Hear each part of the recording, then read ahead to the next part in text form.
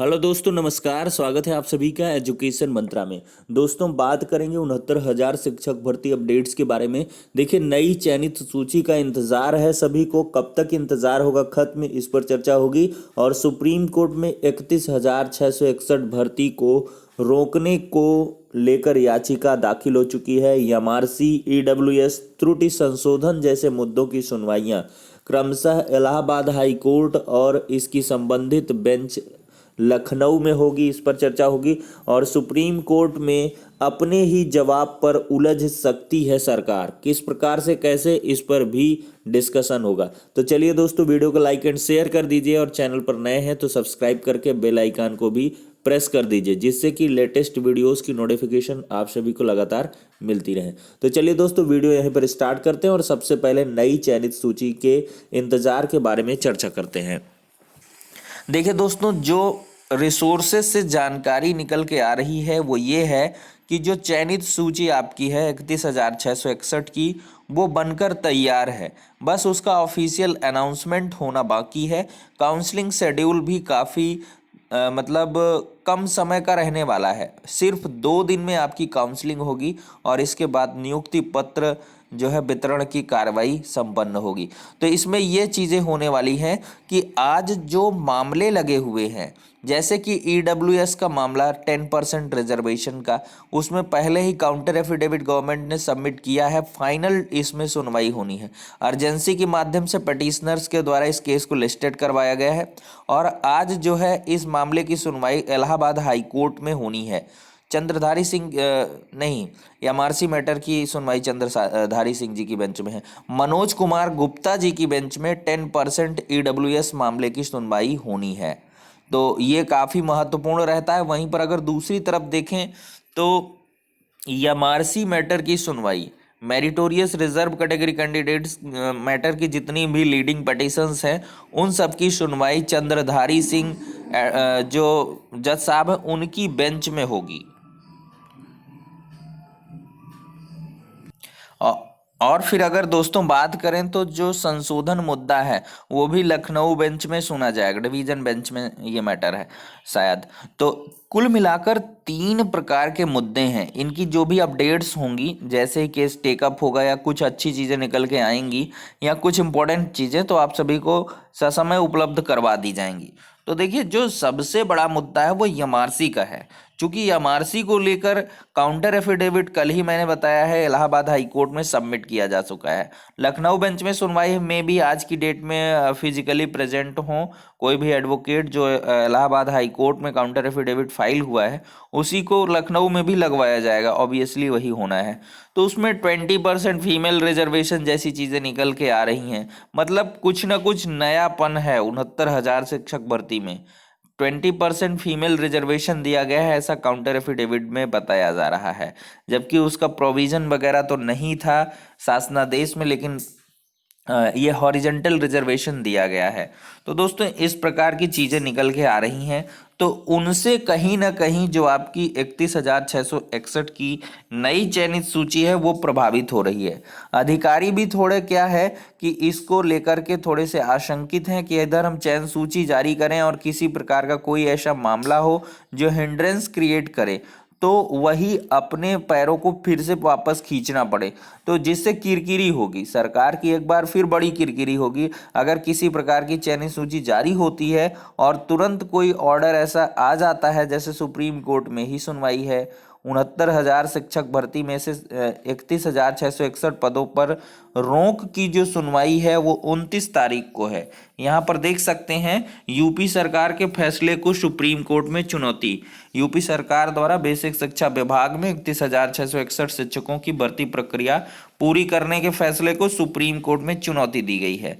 तर्क है कि मामला सुप्रीम कोर्ट में विचाराधीन है, ऐसे में सरकार को फैसले का इंतजार करना चाहिए।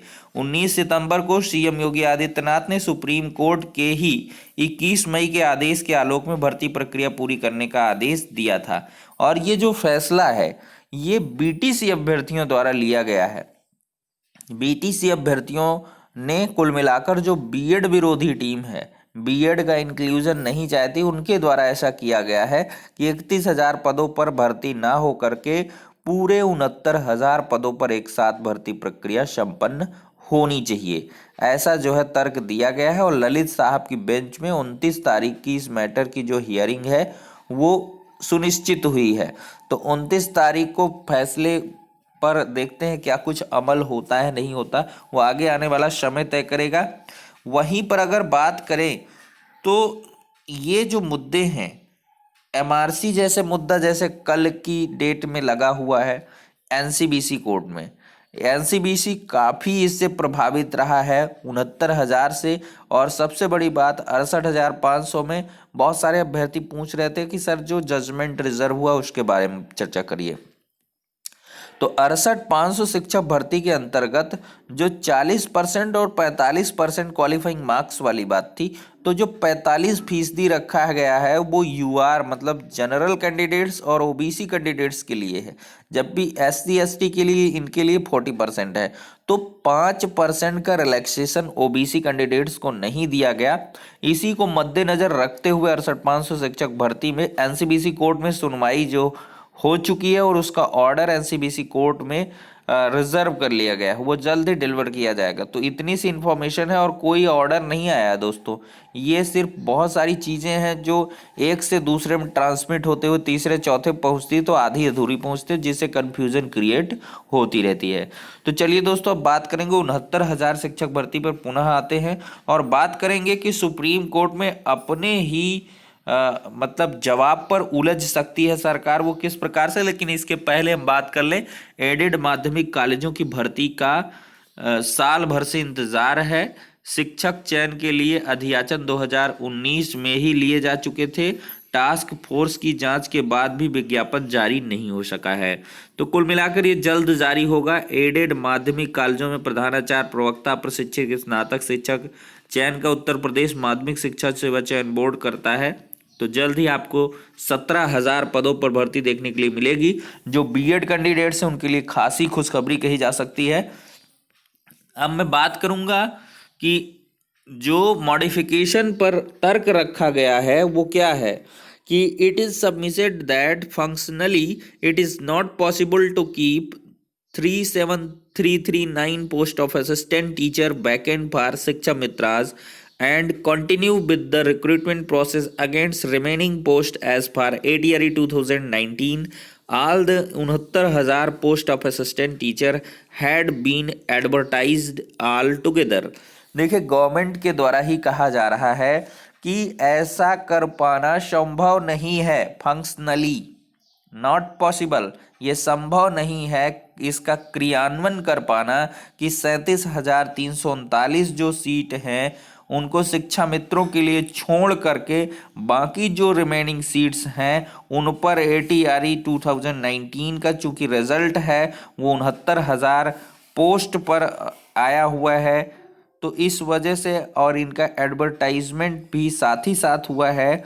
तो रिक्रूटमेंट प्रोसेस को 31,661 पदों पर कंटिन्यू कर पाना इम्पॉसिबल है। यहाँ पर देखिए साथ साथ कहा भी गया है splitting this monolith not lot into 2 halls will affect district allocation. मैंने साफ साफ पहले दिन कहा था, वीडियो आपने अगर देखा हो कि अगर ये इस प्रकार से 2 हॉल्स में इसको स्प्लिट करेंगे, 2 टुकड़ों में तोड़ेंगे, तो ये अफेक्ट करेगा, प्रभावित करेगा डिस्ट्रिक्ट एलोकेशन को, जिला आवंटन को, reservation vertically horizontal as well as merit. ये वर्टिकल हॉरिजेंटल रिजर्वेशन को भी प्रभावित करेगा, मेरिट को भी प्रभावित करेगा। एंटायर रिक्रूटमेंट प्रोसेस में गेट जियोपार्डाइज्ड, यानी कि जो एंटायर सिलेक्शन प्रोसेस है वो जियोपार्टाइज्ड हो सकता है, पूरी तरीके से स्वच्छ, निष्पक्ष और पारदर्शी नहीं रह पाएगा। It is also submitted that such an exercise would displace and deprive 37,339 successful and selected candidates who have been allotted their respective district as well. This may induce flood of avoidable litigations. साफ साफ इसमें यह कहा गया है कि जिन 37,000 को अगर अपॉइंटमेंट नहीं मिलेगी तो वो सक्सेसफुल और सिलेक्टेड कैंडिडेट्स हैं, उनको डिस्ट्रिक्ट भी अलॉट हो चुका है, तो उनके साथ ये डिप्राइव, उनका दमन करना जैसा रहेगा, उनको डिस्प्लेस करने जैसे रहेगा, एक उनमें भी कुंठा का भाव लेकर आएगा। तो ये सारी की सारी चीज़ें कही गई हैं सुप्रीम कोर्ट में ही अपने मॉडिफिकेशन की जो याचिका है उसमें, और गवर्नमेंट के द्वारा अब 31,000 पर भर्ती की जा रही है। मतलब अपने कदमों को वापस खींच लिया गया है।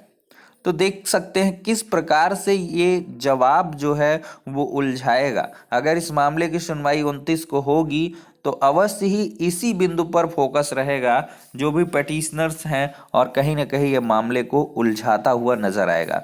तो ये सारी चीज़ें हैं दोस्तों, ये कुछ अड़चने हैं जो 31,661 भर्ती के पक्ष में नहीं रह पाती हैं। तो फिलहाल के लिए इतना ही। नेक्स्ट वीडियो में मिलते हैं, जो भी एडिशनल इन्फॉर्मेशन निकल के आएंगी आप सभी को उपलब्ध करवा दी जाएंगी।